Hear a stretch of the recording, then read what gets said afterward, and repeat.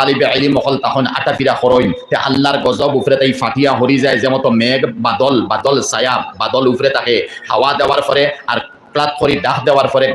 বিজলিতে ওই সময় বাদল ফাটিয়া চতুর্দিকে মেঘ হইয়া যায় না মাথার উপর কোনো সময় খালি হয়ে যায়। এইভাবে মদরসা হল বুজুর্গ হল ওইটা যে জমিনতা হবো আর যে জমিন তালিবে ইলম হল আটাতা হবা আর যে জমিন ইমত তালিবে ইলম হলের মেহনত করে নেবার উলামা হল তাবা এই জমিন গজব আয় না গজবরে আল্লাহ পাকে হরাইয়া দিলে।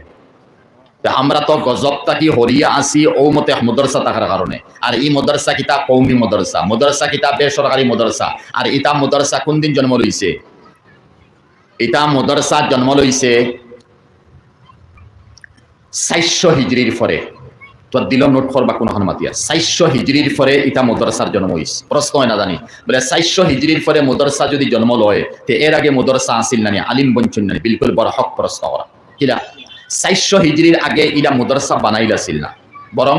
400 হিজরি আল্লাহ নবীর হিজরত থেকে হিজরি 400 হিজরির পরে যেমন প্রথম মদরসা আল্লাহ নবীর আসহাবে সুফা আল্লাহ নবীর গুম্বুদে খাজরা আছে রৌজা শরীফ ওখানে হুজরা মুবারক আছিল ও হুজরা শরীফর সামনা সাইড খালি জায়গা আছিল তে ঘর বানাইল না তো এইলা বড় মদরসা দুই কে লিয়া নাই তো হুজরা মুবারক সামান্য জায়গা খালি আছে সামনে ও অন আম্মার বিন ইয়াসির সুহাইবে রুমি বিলাল হাবশি আবু হুরাইরা আবু যর রাদিয়াল্লাহু আনহুম আজমাইন ও 4-5 জন গরীব সাহাবী সব সময় মদরসার মধ্যে থাকতো ও আল্লাহ নবীর হুজরা মুবারকের সামনে বল ওই লোক ওয়ার্ল্ডের প্রথম মদরসা মানে দেখাইয়ার পড়ার চিষ্টম মদরসা নাই গড় দুয়ার বঞ্চে না চিষ্টম পড়া অন্তাকি আরম্ভ ইয়া 400 হিজরি গেছে কোনো গড় দুয়ার বঞ্চে না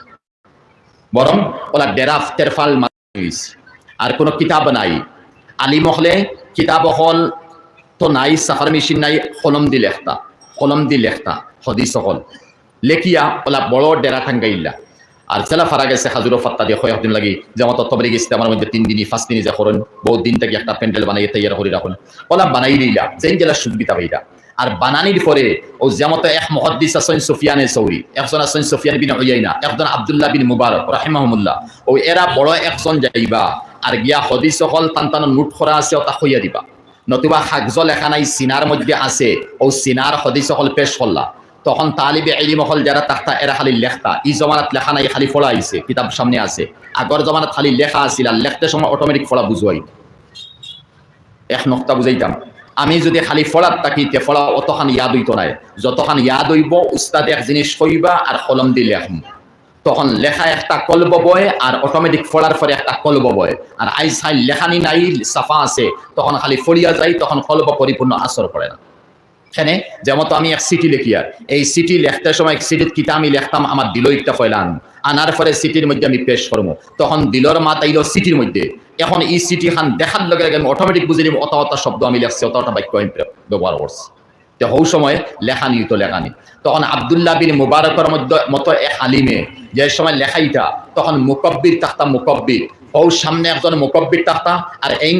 আব্দুল্লাহ বিন মুবারকের হদিস বা মাসলা হল হুল্লা হনিয়া হমুকা ফিরিয়া হইলা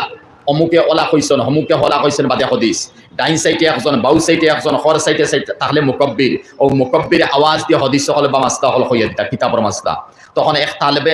এক খাদিম হিসাবে কলম একটার হইতো দোয়াত আসি লাগে কলম একটার হইতো দোয়াত একটার হইতো এক খাদিম হিসাবে মনে মনে চিন্তা করলা অত বেশি তালবা হল তান দর্শ ইয়া বইতরা তে আজকে নমাজের সারা গিয়ালে আমি যাইতাম না দোয়াত গনাত রইতাম খান দোয়াত তো একটা ডবল নাই কলম একটা ডবল নাই ওটা গনিমু তখন গনিয়া দেখছেন 33,000 কলম পাওয়া গেছে